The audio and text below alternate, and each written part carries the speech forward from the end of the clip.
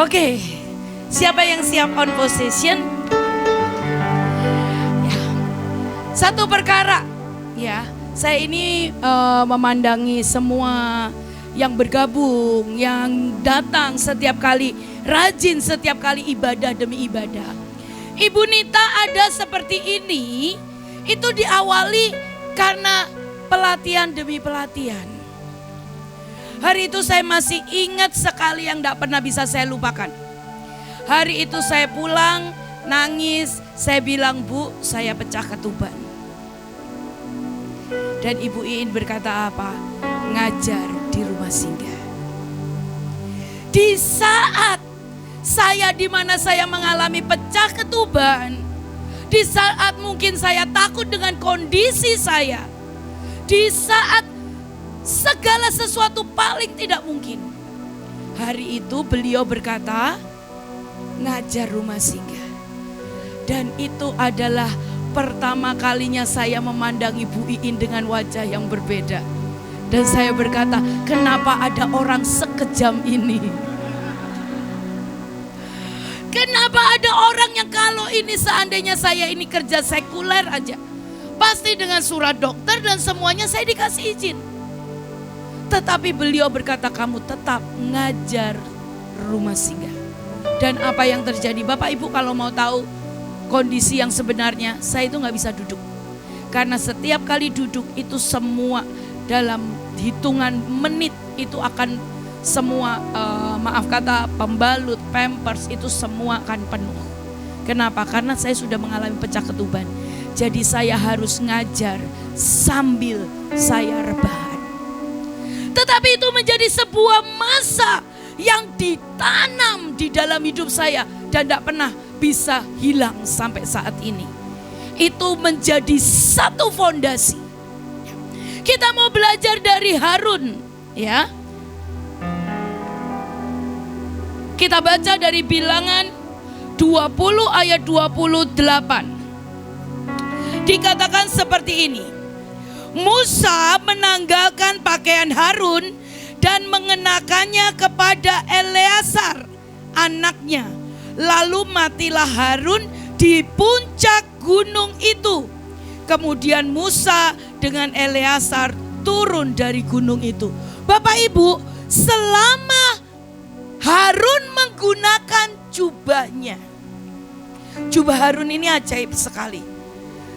Selama dikenakan Harun jubahnya, maka Harun itu tidak bisa mati. Hari ini saya mau berkata, jangan pernah tanggalkan jubahmu. Karena jubah itu bicara tentang identitasmu. Jubah itu bicara siapa engkau di hadapan Tuhan. Jubah itu bicara tentang tanggung jawabmu. Jubah itu bicara tentang banyak nasib yang engkau harus perhadapkan di hadapan Tuhan. Yang pertama, jangan pernah tanggalkan jubahmu. Tapi saya ini mau berkata begini, jubah. Mungkin Bapak Ibu itu banyak hari ini bikin jubah, bahkan ini semuanya apa ini namanya, kita ini juga jubah, baju-baju seperti ini, ya kan. Tetapi sebetulnya di dalam jubah, setiap semua pernik, semua yang atribut yang ditempelkan itu adalah perjanjian dan perjalananmu dengan Tuhan. Dan itu juga yang Tuhan letakkan di jubah sebagai dasar jubah dari pelayanan Ibu Nita Joel. Dalam kondisi apapun, saya tidak pernah menanggalkan jubah. Mungkin hari ini kita sudah saya usia 50, berapa ya? 51 ya, 51 atau 52 ya? 74, 51. Oke, saya 51, saya sampai lupa loh. Karena gak berasa buat saya, umur itu cuman hitungan angka. Amin. Ya, amin. Ya, semua sepakat loh Bu. Ya, jadi itu yang Tuhan letakkan di hati saya, letakkan dari sejak awal. Apapun mungkin hari ini usia kita sudah 51. Saya 51 Bapak Ibu. Kemarin ke Cina harus jalan, naik gunung, semuanya. Kaki saya lumayan kalau sudah 15.000 langkah mulai ngik-ngok gitu ya. Dan hari itu apa yang saya bilang, Tuhan tolongi saya. Saya jalan pagi, saya latih, saya minum suplemen demi suplemen. Tapi saya mau berkata tidak ada satupun yang membuat jubah itu ditanggalkan dalam hidup saya. Amin. Jangan pernah tanggalkan apapun dalam segala kondisi. Mungkin di saat kita ada di bawah, kita berkata, Tuhan aku mau tetap pakai jubahku. Aku mau tetap berfungsi. Ada banyak di saat kita, kondisi kita yang paling lemah. Dan kita berkata, Tuhan tolong saya Tuhan, untuk saya bisa menyelesaikan tugas. Itu artinya menggunakan jubah. Tetapi saya mau berkata begini, tetap gunakan jubahmu sekalipun engkau sedang ada di atas maupun sedang ada di bawah. Ada banyak orang tetap melekat dengan jubahnya di saat dia mau merangkak ke atas. Tetapi pada waktu engkau ada di atas, apakah jubahmu tetap tinggal melekat dalam hidupmu? Bapak Ibu, pertama kali pelayanan yang Tuhan berikan dalam hidup saya, yang pertama itu adalah pelayanan misi ke daerah-daerah. Dan itu saya pergi bersama-sama dengan tante-tante yang buat saya rempong banget. Hari itu, sekarang saya tante-tante.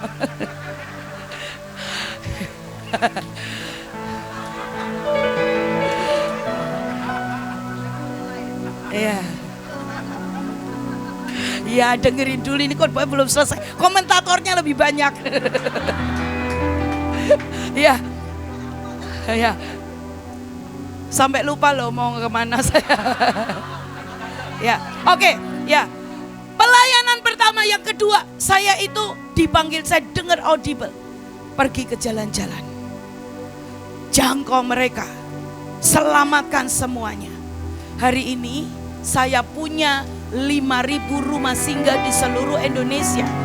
Saya punya 40.000. Tapi saya mau berkata, ini bukan untuk saya mau bangga-banggain. Tapi ini dapurnya Bu Nita.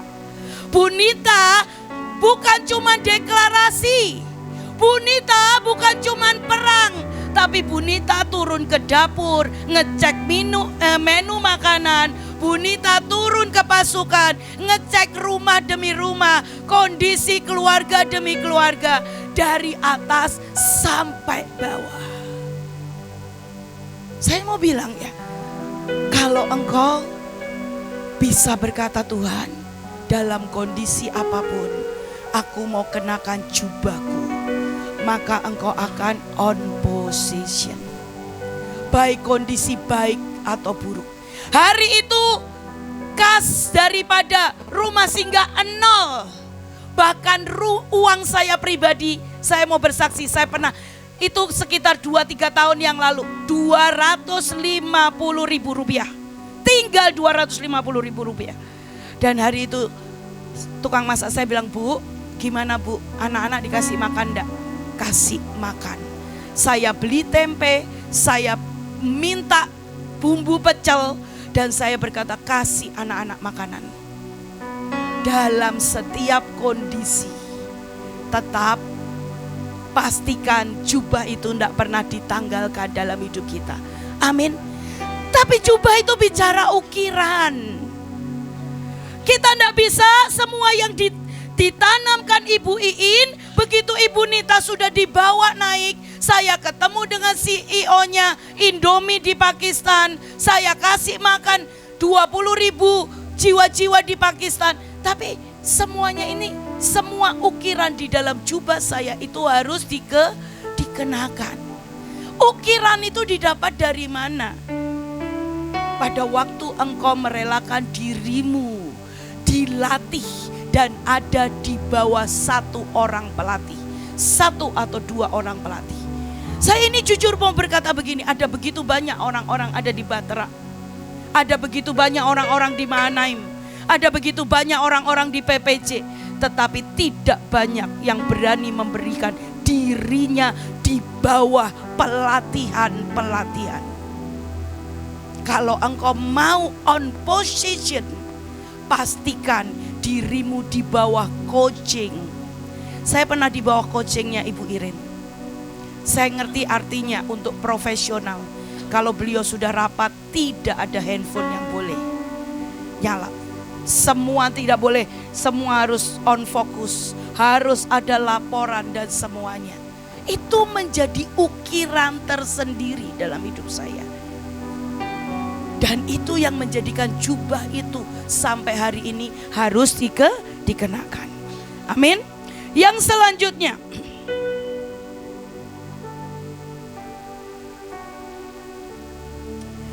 Keluaran 34 ayat yang kedua. Dikatakan seperti ini, bersiaplah menjelang pagi dan naiklah pada waktu pagi ke atas gunung Sinai. Berdirilah di sana menghadap aku di puncak gunung itu.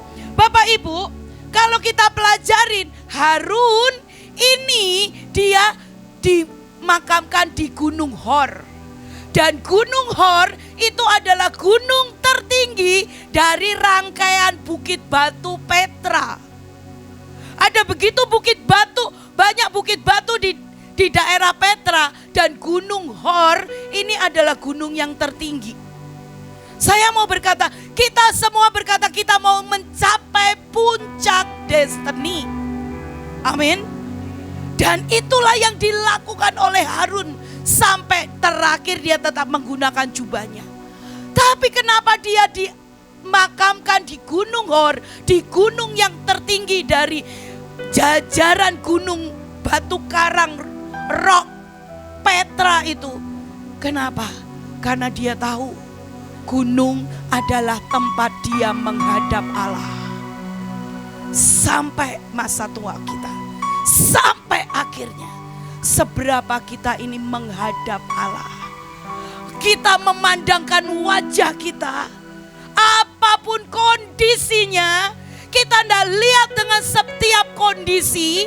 Kita tidak pernah ditentukan oleh situasi, kita tidak pernah ditentukan oleh apapun yang ada di dunia ini. Tetapi bisakah kita selalu memandang Allah? Bapak Ibu, ada masa-masa krusial dalam hidup saya. Ada titik-titik yang menentukan di dalam hidup saya.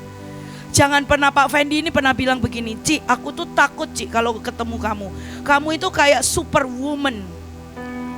Saya bilang begini, Fen, kamu pernah enggak di masa dimana semua orang berkata, Ibu Nita seharusnya layak dikeluarkan dari Mahanaim karena membuat Mahanaim terancam. Malam-malam jam 10, jam 12 malam, tidak ada yang tahu, even suami dan anak saya. Saya tersungkur di depan tabut dan saya berkata, Tuhan, kalau sekali ini, buat sekali lagi ukiran di dalam hidupku. Mungkin orang berkata ada begitu banyak perkataan-perkataan tentang semua perbuatan saya. Tapi saya belajar menghadap Allah dalam setiap kondisi. Dan itulah sampai akhir hidupnya, itulah yang dilakukan oleh Harun.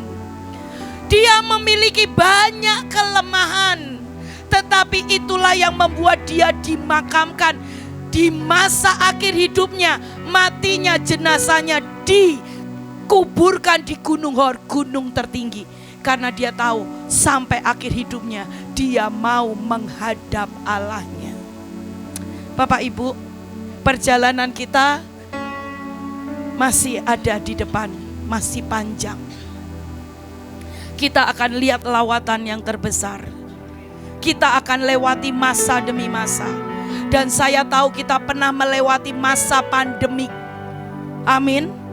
Ada begitu banyak, saya saksi hidup Mahanaim terpecah. Mahanaim 50, hampir 50 lah, mungkin 40 atau berapa persen.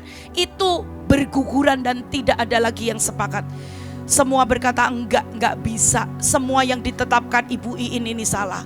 Tapi sekali lagi, di saat goncangan demi goncangan, Pak Fendi tadi berkata, bisakah engkau tetap ada di sebelah pemimpinmu? Tetapi hari ini saya berkata, bisakah engkau menghadap Allah? Sehingga engkau tahu hatinya. Engkau tahu, dan itu menjadi fondasi yang kuat. Karena perjalananmu tidak pernah mengiring manusia. Karena perjalananmu adalah perjalanan untuk mengiring Allah sendiri.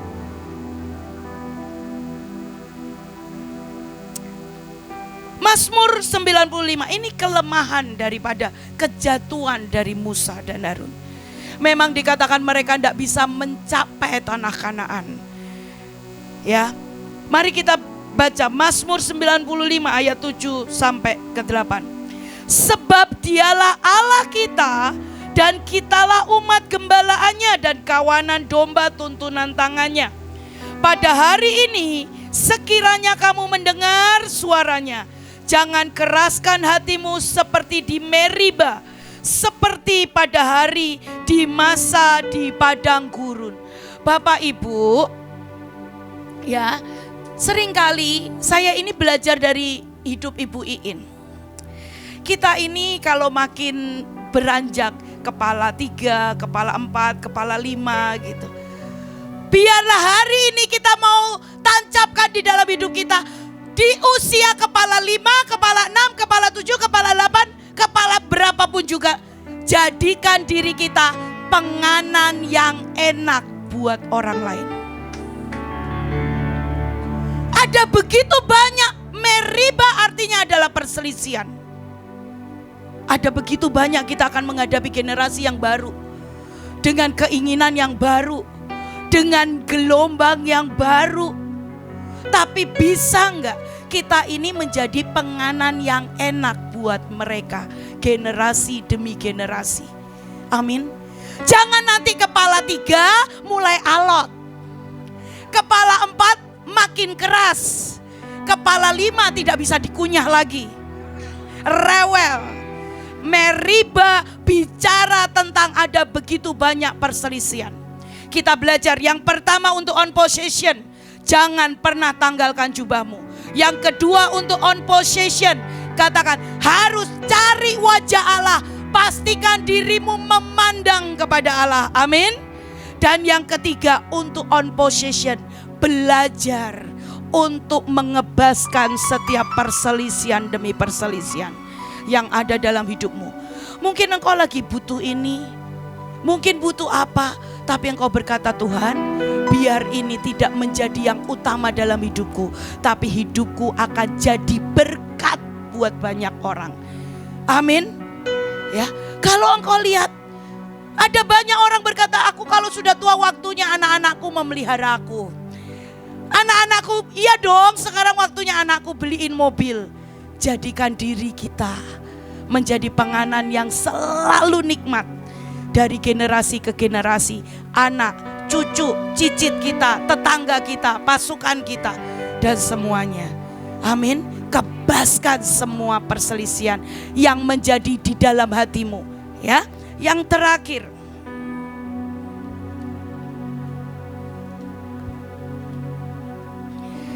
Dikatakan seperti ini. Bilangan 4 ayat 16.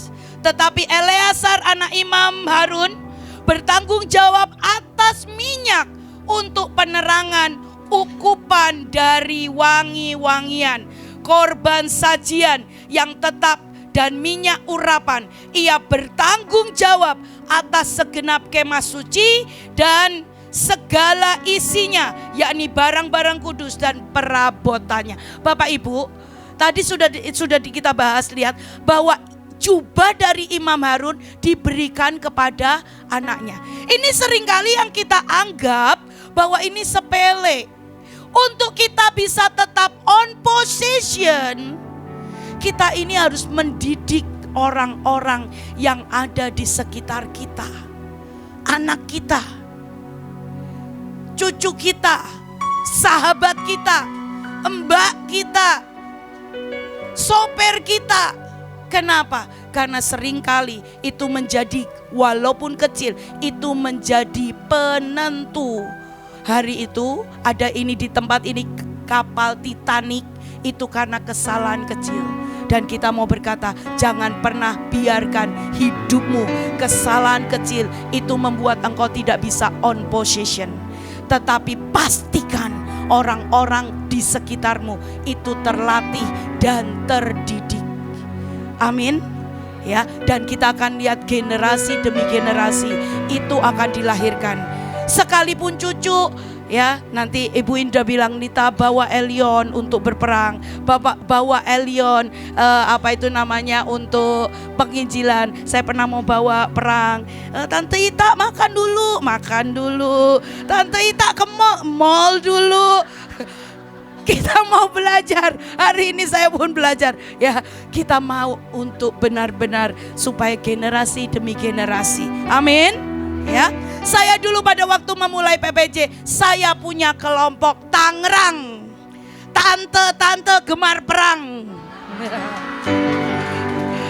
Tapi hari ini sedikit mulai menipis, tapi saya percaya hari ini ya akan keluar lagi Tangerang 1, Tangerang 2, Tangerang 1000. Ya, bapak-bapaknya bagian Pak Fendi. Ya. Kenapa? Dengan berperang. Tadi Ibu Iin kan iklannya perang. Ya, saya cuma lihat di sini ada Pak Ginting. Ya Pak, kalau kita ini habis ditugaskan tugas Mission Impossible, pulang pasti pangkatnya naik. Betul enggak Pak? Nah, jadi Pakistan, Cina, semua yang Mission Impossible. Yes! Amin. Siapa yang mau ke Suriah? Silakan.